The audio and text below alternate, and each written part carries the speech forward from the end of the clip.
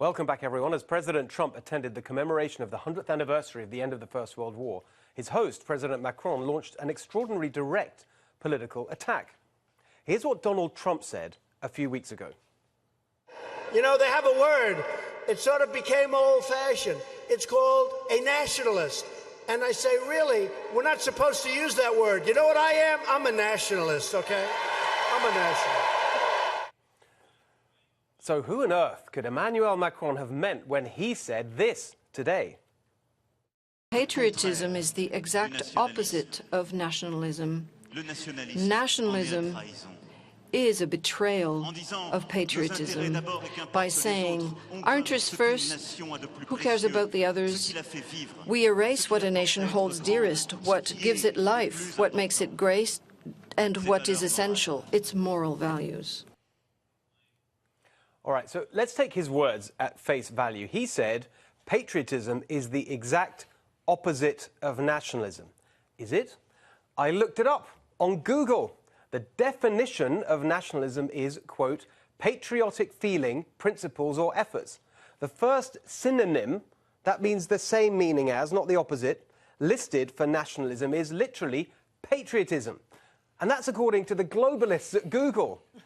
But let's go beyond semantics. Let's take his argument, such as it is, seriously.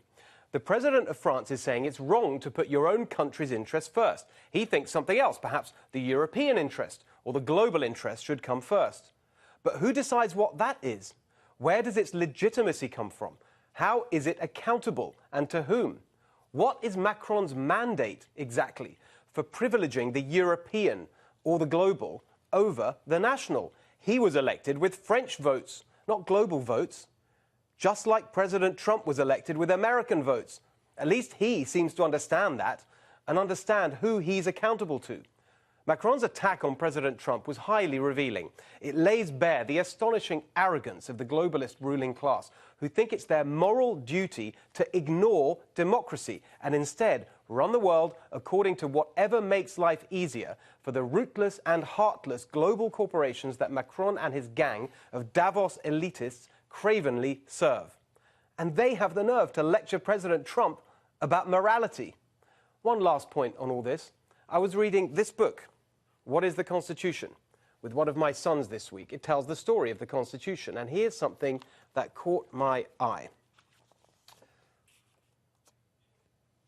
Some leaders, like George Washington, James Madison, and Alexander Hamilton, wanted the United States to be a strong nation with a solid central government, one that would oversee all the states.